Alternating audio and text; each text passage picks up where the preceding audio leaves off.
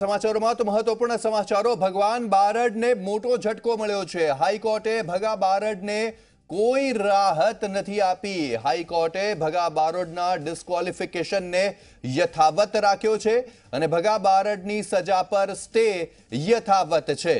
આપણે જણાવી દઈએ કે ભગા બારડને જે સજા આપવામાં આવી હતી 2 વર્ષ 9 મહિનાની તે સજા પર સ્ટેની માંગ કરી હતી। ભગા બારડે તે સજા પર સ્ટે આપવાની હાઈકોર્ટે મનાઈ ફરમાવી દીધી છે સ્પષ્ટપણે અને હાઈકોર્ટે ભગવાન બારડને કોઈ પ્રકારની રાહત આપી નથી।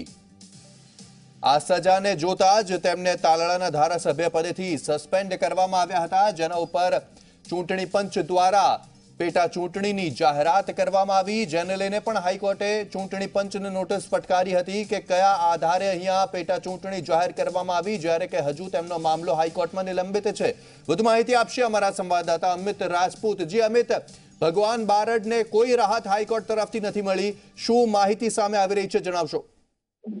બિલકુલ યસ, જે આપ જે અત્યારે કહી રહ્યા હતા બિલકુલ એકદમ સ્પષ્ટ છે। હાઈકોર્ટ તરફથી જે ભગા બારડને કોઈ પ્રકારની રાહત આપવામાં નથી આવી અને એક પ્રકારથી વિધાનસભાના જે અધ્યક્ષ રાજેન્દ્ર ત્રિવેદીએ જે સસ્પેન્ડ ભગા બારડને કર્યો હતો તો તેને એક રીતે ઔપચારિક રીતે મંજૂરીની મોહર જે છે એ ગુજરાત હાઈકોર્ટ તરફથી લગાવવામાં આવી છે। હાઈકોર્ટે નોંધ્યું છે કે વિધાનસભા અધ્યક્ષ તરફથી જે આ નિર્ણય લેવામાં આવ્યો છે ભગા બારડને સસ્પેન્ડ કરવાનો એ યોગ્ય છે, કારણ કે તેમને સજા પડી છે।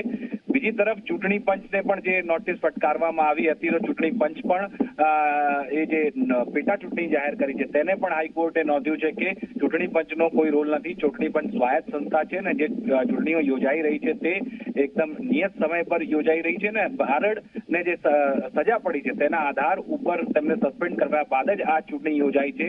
તેની સાથે એક બીજી મહત્વની વાત છે કે હાઈકોર્ટ તરફથી એ નોંધવામાં આવ્યું છે કે ભગા બારડની જે સજા પર જે સ્ટે છે એ યથાવત રહેશે, પણ ભગા બારડને કોઈ રાહત નથી। એટલે એક વાત સ્પષ્ટ છે કે ભગા બારડ તલાલાથી પેટા ચૂંટણી પણ નહીં લડી શકે।